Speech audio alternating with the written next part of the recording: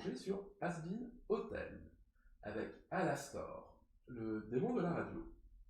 Ouais, en fait, c'est même pas sûr. Qui es-tu, Alastor? Un jeune français gagein de la Nouvelle-Orléans? Un tueur psychopathe? Un cannibale? Un présentateur radio? Une ombre. Alors, pour commencer, allez, une petite facile. Donc, ici, on est à Patagram City. Nous sommes censés être en enfer. Nous avons une vue sur le paradis. Bah alors, c'est quoi, toi? Lune noire avec un pentagramme. On le met de côté, on en reparle dans la conclusion. Je vous laisse le temps de réfléchir là-dessus. Je vous dirai pas de vous mettre en commentaire. On va pas manipuler les gens pour faire monter l'algorithme. Un peu de sérieux, s'il vous plaît. Alors, Alastor, il y a son ombre. Et puis, Alastor peut aussi prendre une forme bestiale avec une tête, avec des bois. Oui, alors, sur le cerf, ce sont des bois, ce ne sont pas des cornes. Je chipote, je dis ça comme ça. Donc, la forme bestiale, on peut la voir dans la saison 1, que ce soit son ombre ou lui qui la prend.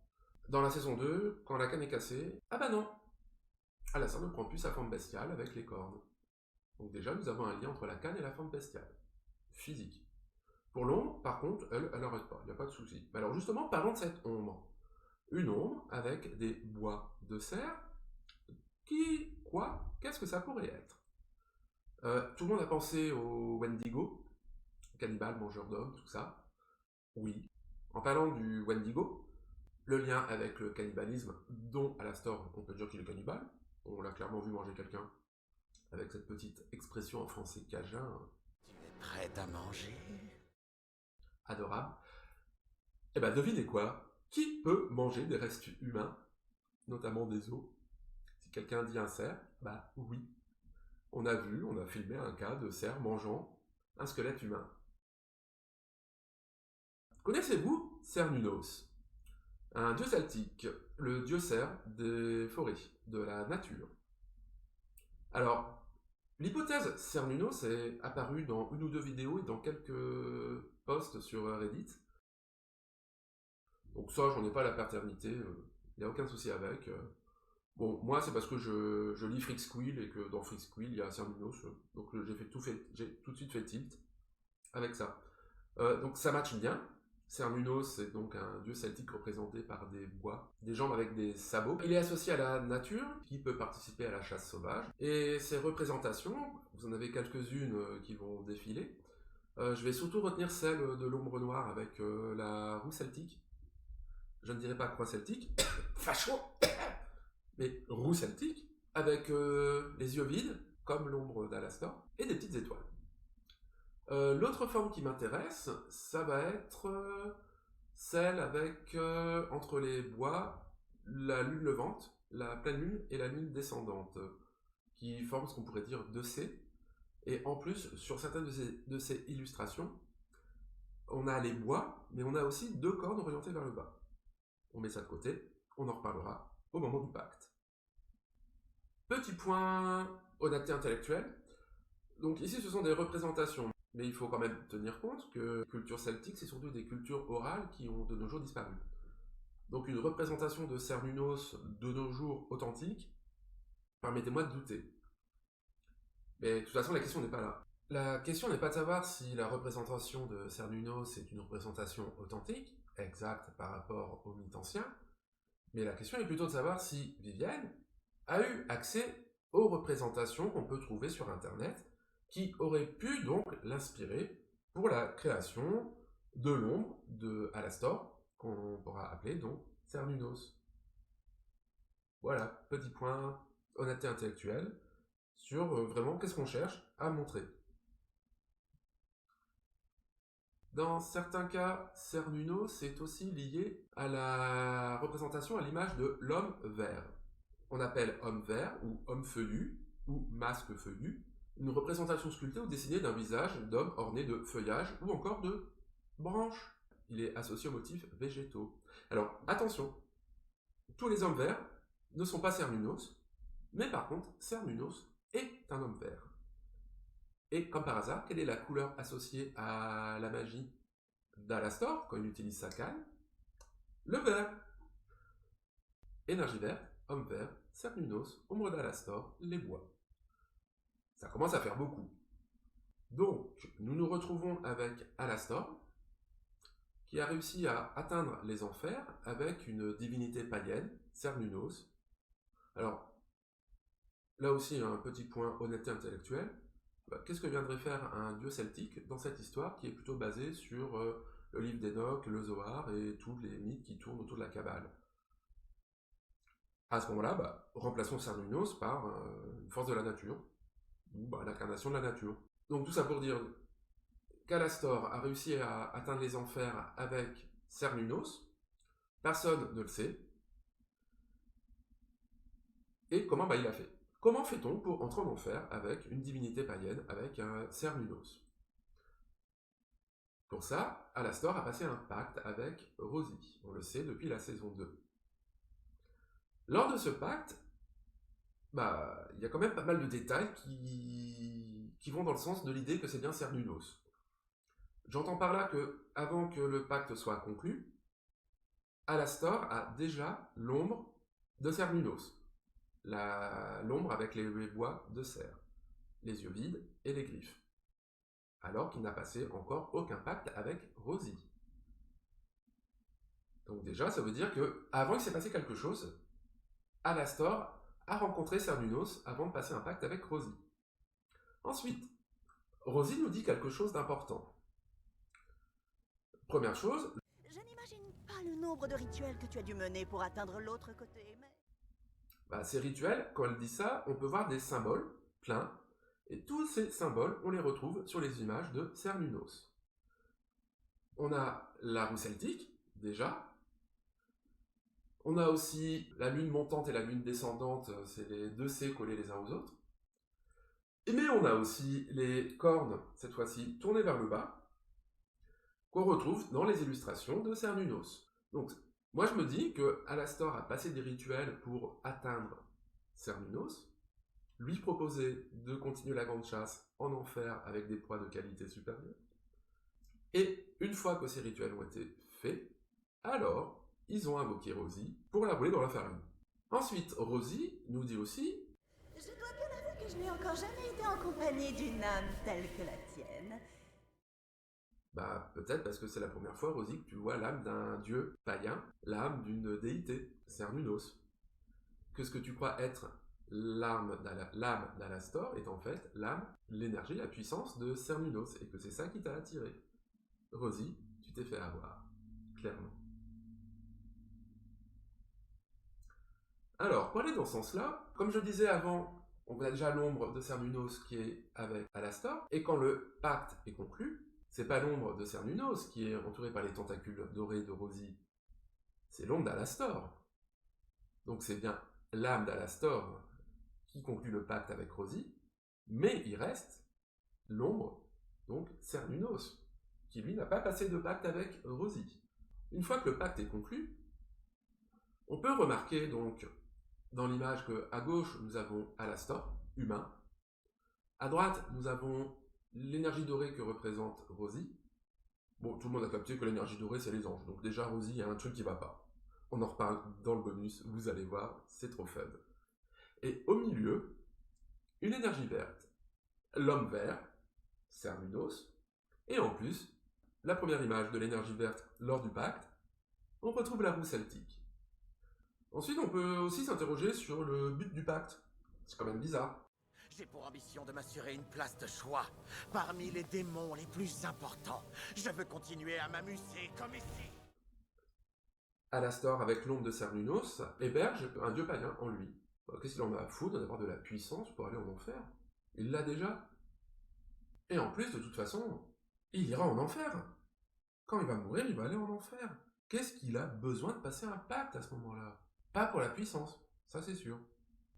Par contre, dans son pacte, et maintenant on sait que Alastor est plutôt pointilleux sur le phrasé, les clauses du contrat, donc ce qu'il veut en fait c'est un statut.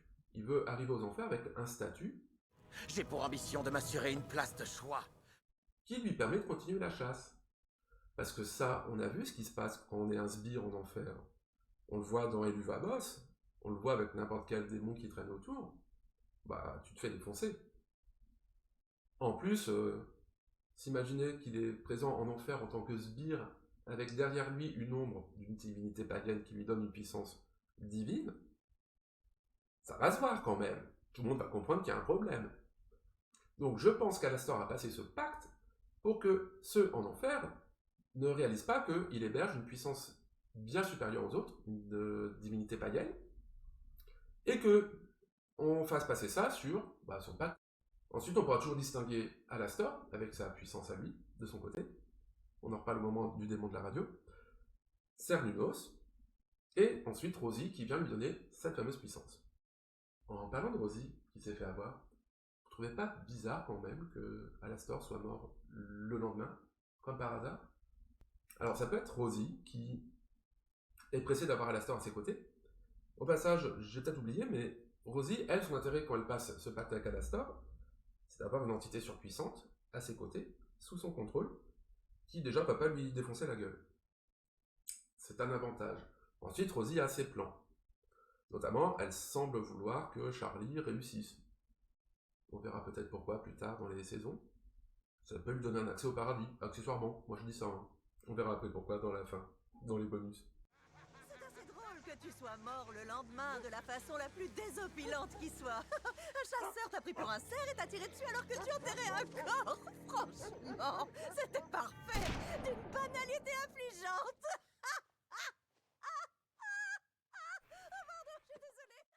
Ça fait beaucoup rire aussi, donc c'est peut-être Rosie qui voulait qu'il arrive plus vite en enfer. C'est peut-être Alastor et Cernunnos qui étaient pressés d'aller en enfer, qui n'avaient plus rien à faire sur Terre. Et quand on voit l'image, la scène, quand Alastor meurt, comme par hasard on a l'ombre avec les bois, vous marquerez que l'arbre derrière le corps d'Alastor, c'est un trait vertical, les bois c'est un trait horizontal. On retrouve notre roue celtique, entourée en plus de feux follets, de petites lucioles. On retrouve les petites lumières autour de la main de Cernunnos, et les yeux blancs, vides. Je pense sérieusement que c'est Alastor, Cernunnos, qui ont voulu aller directement en enfer, une fois le pacte conclu, ils n'avaient plus rien à faire sur Terre. Et je rappelle que Cernunnos participe à la chasse sauvage, il incarne donc aussi le chasseur. Cernunnos, le chasseur, a éliminé Alastor pour pouvoir aller avec lui en enfer. Ou du moins symboliquement à travers un chasseur humain. Voilà. Dans la série des petits détails, dans la cabane, quand on a la vue sur la cheminée avec la radio au-dessus et le micro, vous remarquerez quand même que le micro c'est une roue celtique. Donc la radio, par laquelle s'exprime Rosie, parle dans le micro, représentant la roue celtique de Cernunnos. Et ensuite nous avons derrière Alastor. Et dans la série Rosie s'est fait duper, autre élément qui permet de me dire que Rosie s'est fait duper, tout le monde va se rappeler du combat d'Alastor contre Adam dans le final de la saison 1. Bon, les adversaires me semblent à égalité. Adam n'arrive pas à toucher Alastor. Alastor lui envoie des grosses peignes, quand même. Il se fait attraper par une tentacule. Les boys, les petites ombres, moi je les appelle les boys, ils arrivent quand même à gêner Adam. Et dès que la canne est cassée, par contre, plus rien. Donc déjà, l'idée que c'est bien la canne qui donne toute cette puissance à Alastor, elle est évidente.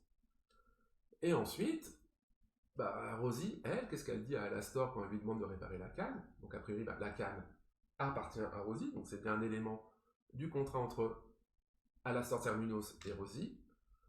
Et qu'est-ce qu'elle lui dit?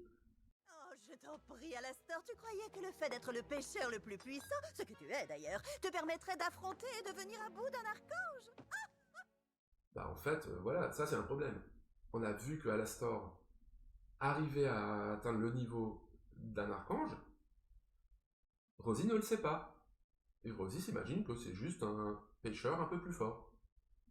Ce qui voudrait dire que Rosie déjà sait que elle est un peu plus qu'un simple pêcheur a priori, si c'est elle qui lui donne cette puissance. Donc oui voilà, Rosie, tu t'es bien fait duper. Alastor te manipule complètement. Résultat, Rosie ne veut pas réparer la canne. On ne sait pas pourquoi. Je n'ai pas d'hypothèse là-dessus. Donc Alastor va monter un plan. Alors n'oublions pas, le plan d'Alastor, c'est bien réparer sa canne. Le plan d'Alastor, c'est pas redevenir le démon le plus puissant, etc. Non, c'est réparer sa canne. Et pour ça, il va affronter Vox, les Vises, perdre. Donc dans un premier temps, qu'est-ce que va nous apprendre le combat contre les Vises? Première chose, il y a un petit détail, encore. Alastor est filmé. Oui, mais dans la saison 1, quand Alastor est filmé, la caméra est détruite. Pourquoi dans la saison 2, la caméra n'est pas détruite quand il est filmé? Parce que c'est volontaire. Alastor doit se rendre compte qu'il est filmé, ou doit pouvoir, là il a plus la canne, comme par hasard, quand il a plus la canne, il peut plus faire sauter les caméras. Donc c'est pas parce que c'est le démon de la radio que les caméras explosent. Non. C'est parce qu'il veut pas être filmé. Et pourquoi il veut pas être filmé? On le voit là. C'est pas normal. Tous les autres sont filmés normalement, et lui, il y a un truc bizarre. Et ça, ça renforce l'idée que il n'est pas tout seul. C'est Alastor et Cernunnos. C'est Alastor et une divinité païenne qui sont là. Et ça, ils ne veulent pas qu'on le voie. Dès le début du combat, l'ombre d'Alastor se sépare de lui, elle est autonome, elle interagit avec son environnement, donc elle est intelligente, et en plus, quand elle se rend compte que Alastor court un danger, elle accourt pour le sauver. C'est Cernunnos, hein. Il n'est pas tout seul, Alastor, ça c'est clair. Ensuite, dans le combat, on peut voir qu'en effet, Alastor n'a plus sa canne, ses boys n'ont plus d'aura verte, ses tentacules n'ont plus d'aura verte, et quand il essaye d'activer cette fameuse aura verte, la canne dit non. Donc c'est bien la canne qui lui permet de canaliser l'énergie de l'homme vert, Cernunnos, pour amplifier les techniques qu'il utilise. C'est pour ça que tant qu'elle est cassée, il ne peut pas utiliser cette énergie verte qui lui donne beaucoup plus de puissance et prendre sa forme bestiale. Je ne vais pas trouver un endroit où le mettre ailleurs, mais Adam versus Alastor. Alastor invoque un gigantesque dôme de protection autour de l'autel. Que retrouve-t-on au niveau de ce dôme de protection? La lune montante, la lune pleine, la lune descendante, donc le symbole en C. Les cornes vers le bas, mais aussi le collier tenu dans la main droite de Cernunnos. Donc là encore, on retrouve toute la symbolique de Cernunnos. Et alors, un truc que j'avais jamais remarqué, regardez bien le dôme, il y a les yeux. Alors, j'ai pas trop creusé dans les trucs annexes, pareil que Vivienne a pas mal balancé de développement sur les forums. Le seul truc que je sais, c'est roux. Voilà, je sais que plus tard, on va voir roux. Et d'après ce qu'on dit, donc les yeux, c'est roux. Qu'est-ce qu'ils foutent là? J'ai quelques hypothèses, mais j'ai absolument rien pour les étayer. Et on va passer tout de suite au final. Donc le plan d'Alastor a fonctionné, la première partie du moins. Il s'est libéré du contrat avec Rosie. Du coup, il peut à nouveau négocier avec elle. Et qu'est-ce qu'on voit dans la chanson finale? Alors là, magnifique. Déjà, on voit Alastor qui lui demande clairement de réparer sa canne. Donc ça, c'est ce qu'il veut, ce qu'il apporte. Répare ma canne. Et juste avant, il explique que tous les autres vont mourir. Mais dans l'image, il meurt pas du canon. Il meurt pas d'une arme angélique. Il meurt pas de la lumière dorée. Il meurt à cause des flammes vertes. À cause de l'homme vert. Donc là, clairement, Alastor, Cernunnos, menace Rosie d'éliminer les autres. Ce qui veut clairement dire que, dans un premier temps, le premier contrat, Rosie voulait qu'il les protège. Ça, c'est clair. Et niveau négociation, alors là, Alastor, il y va fort. Hein. Répare ma canne ou je les tue tous. Sur la scène suivante, Alastor avec sa canne réparée, qui envoie à nouveau des éclairs verts. Bon, tout est dit. Hein. C'est bien Rosie qui a fabriqué la canne, ou en tout cas qui a donné la canne à Alastor, et cette canne permet bien à Alastor de canaliser l'énergie de l'homme vert. Je pense que dans le contrat que Rosie a passé, c'est le contrat qui limite l'accès à l'énergie verte. Rosie pense que c'est l'âme d'Alastor, sa puissance personnelle, alors que c'est celle de Cernunnos. Ça, là-dessus, elle est complètement trompée. Et je pense que la canne qu'elle a donnée, ça lui permet de... C'est un verrou. Et ce verrou, il ne peut le déverrouiller que si il aide Charlie ou qu'il participe au grand plan de Rosie. Et ça, on le met de côté, toujours dans le bonus à la fin. Dans les petits détails de cette scène, qu'on aurait pu rater, Alastor parle bien de quiproquo. Alastor dit bien à Rosie qu'elle s'est complètement plantée sur sa nature. Autre détail, la scène commence sous une arcade à Pentagram City, et lorsqu'il commence à négocier avec Rosie, on se retrouve dans la cabane du premier contrat. Il y a une transition, on nous dit bien qu'il va y avoir un nouveau contrat. Autre détail, surtout dans la version anglaise, je crois pas que c'est dans la version française, mais Rosie dit bien que Alastor est un serpent, un snake. Alors si Cernunnos tient dans la main droite un collier tourné vers le haut, devinez ce que tient Cernunnos dans la main gauche, qui s'enroule autour de son bras. Un serpent. Ah bah ça alors. Puis bon, un serpent, hein, c'est aussi un symbole biblique avec Ève. Pour moi, Alastor est en enfer pour lui s'amuser. Pour Cernunnos, ça reste à voir, mais en tout cas les deux forment une entité. Cernunnos Alastor. Personne ne sait que Cernunnos, une entité divine, est présent en enfer. Et donc, autant le plan pour Alastor, c'est donc de continuer à s'amuser et à exterminer tout le monde. Pour Cernunnos, la grande chasse, continuer à chasser. Dans la mythologie, sa femme est censée être la Terre, la grande déesse, la plante, roux. Ce qui expliquerait la présence des yeux dans le bouclier de la saison 1. Où est roux un peu partout. Et là, on va peut-être reparler de la lune. Après tout, si Dieu est au paradis, donc dans la lune blanche, où pourrait se trouver roux? En enfer? À ce moment-là, l'enfer, ce serait plutôt la lune noire, celle qu'on voit dans le ciel. Ce qui voudrait dire qu'en fait, on n'est pas en enfer, hein, on est au purgatoire, ou pour ceux qui préfèrent, le Sheol, l'endroit où les âmes peuvent être jugées et obtenir une rédemption. Ah bah ça alors, comme par hasard. Bon, le seul truc qui est pas terrible, c'est que la lune noire, c'est le symbole de Lilith. Alors que Lilith, elle est au paradis. Pas mal de personnes pensent que, du coup, Rosie travaille pour Lilith. Moi, je suis plutôt de la team Eve. Déjà, parce que, la canne, d'un côté, si on regarde, c'est un micro. De l'autre côté, c'est un pétale de rose. Alors, on pourrait me rétorquer que, dans la représentation de la Kabbale, ou du moins dans le jeu de rôle des Philim, Lilith porte au sommet de son crâne son sexe sous forme de fleurs.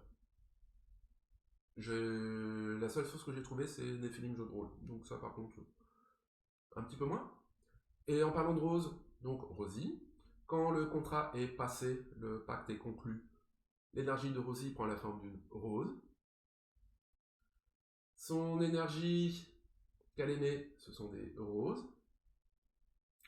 Et que dit-on de la chute de Ève? Avant que l'homme ne chute, la rose était née sans épines. Écrit Ambroise de Milan pour résumer la théologie catholique d'une vierge conçue par Dieu avant toute la création pour être la mère immaculée du Verbe. Qui peut donc prendre le symbole de la rose avec des épines, si ce n'est la femme qui a provoqué la chute de l'humanité du paradis? Ève. En tout cas, ce qui est sûr, c'est que Rose déjà dispose d'une énergie dorée, que le doré est associé aux anges, que ce soit le sang ou leur magie. Donc Rosie nous cache quelque chose, clairement. Et si, au final, Rosie, Ève veut être Charlie, c'est peut-être pour retourner au paradis, alors qu'elle en a été chassée. Ou alors avoir accès au paradis en tant qu'agent de roue. Allons-y à fond. Connaissez-vous la sans nom? Oui, la sans nom, la deuxième femme. Enfin, je veux dire, vous pensez que c'était Ève, la deuxième femme?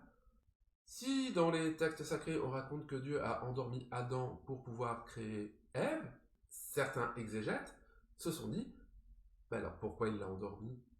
Mais il l'a endormi peut-être parce qu'il a fait une première fois sans l'endormir, il a créé peut-être une deuxième femme comme ça, et que Adam a été dégoûté et n'a pas voulu la toucher. On l'appellera donc la deuxième femme, la sans nom. Rosie est peut-être la sans nom. Et du coup ensuite, devant cet échec, Dieu aurait créé Ève, qui serait donc la troisième femme, et cette fois-ci, en faisant en sorte que Adam dorme, et que ce soit fait pendant son sommeil. Ce qui expliquerait pourquoi, alors que Dieu a retiré une côte à Adam, les hommes aient quand même le même nombre de côtes de chaque côté. Oui, alors celle-là, elle est complètement tirée par les cheveux. Ce sont des exégètes, donc ce sont des personnes qui chipotent sur les textes. Un petit dernier pour la route. Alastor, le démon de la radio. Non. Si on compare Vox et Alastor, Vox a vécu pour s'élever dans la hiérarchie d'une chaîne pour arriver premier. Il vit pour la télé et le pouvoir qu'elle lui donne, et en enfer, il est incarné par une télé, parce qu'il est mort en recevant une télé sur la tête. Bon, ok. Donc Vox, son but c'est le pouvoir, le contrôle politique. Pendant ce temps-là, Alastor, en fait, la radio, bon ok, il gagne sa vie avec la radio, mais à côté de ça, ouais allez, il a passé un contrat avec Rosie à travers une radio, ok. Ça je vous l'accorde, mais à côté de ça, non, Alastor, lui tout ce qu'il veut c'est s'éclater, tuer des gens, les manger. Alastor, il a jamais vécu pour la radio. Son but, ça n'a jamais été de contrôler une chaîne de radio. Non. On est à des années-lumière de là.